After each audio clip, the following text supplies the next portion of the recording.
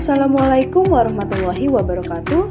Halo teman-teman, perkenalkan nama saya Siti Aisyah, peserta Latsar CPNS Kabupaten Karawang tahun 2025, penempatan instansi Dinas Perindustrian dan Perdagangan sebagai analis perdagangan ahli pertama.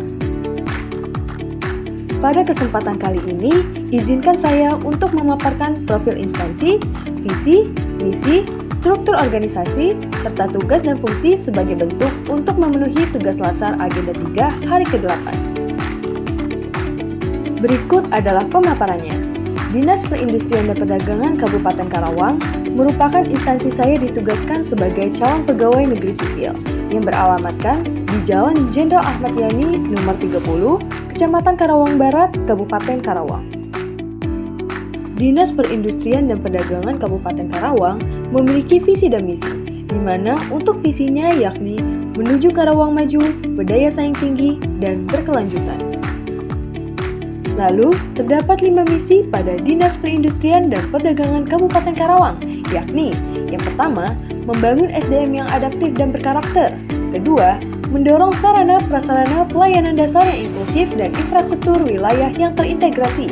Ketiga, mendorong pertumbuhan ekonomi berbasis potensi lokal serta iklim investasi yang ramah dan kondusif.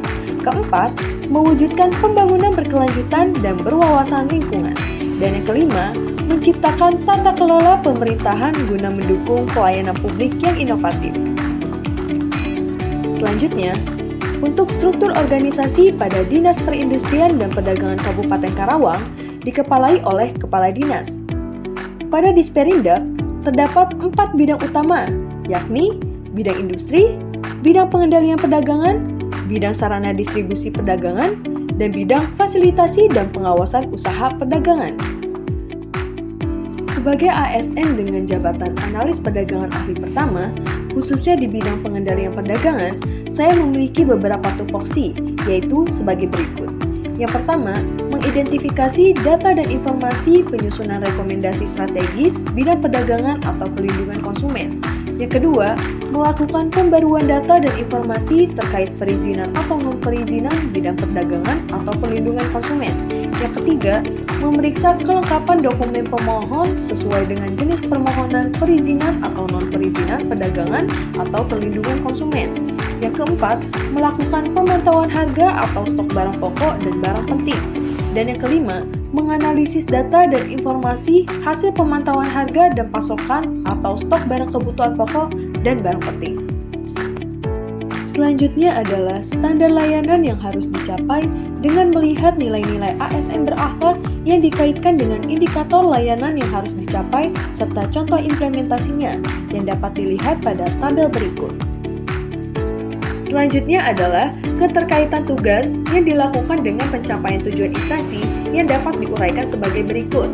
Tugas di bidang pengendalian perdagangan yaitu yang pertama, melakukan pemantauan harga dan stok barang kebutuhan pokok dan barang penting atau biasa disebut dengan Bapokting.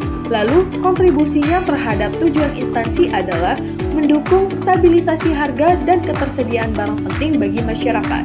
Yang kedua, menganalisis data dan informasi hasil pemantauan harga serta distribusi barang, di mana kontribusinya terhadap tujuan instansi adalah memberikan dasar kebijakan yang berbasis data untuk pengendalian inflasi dan perdagangan dalam negeri. Yang ketiga, melakukan analisis ketersediaan barang kebutuhan pokok, di mana kontribusinya terhadap tujuan instansi adalah menjamin ketahanan pasokan dan mencegah kelangkaan barang di masyarakat.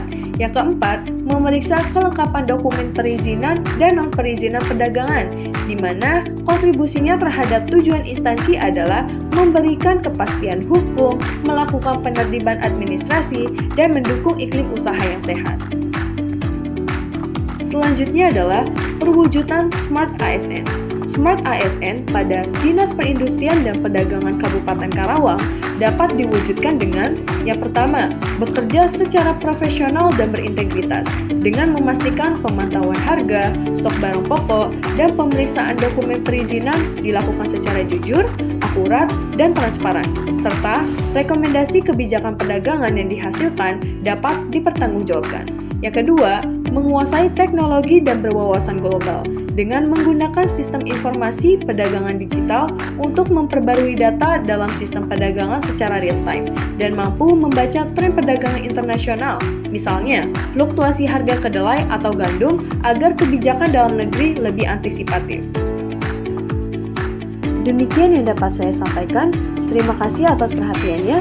Wassalamualaikum warahmatullahi wabarakatuh.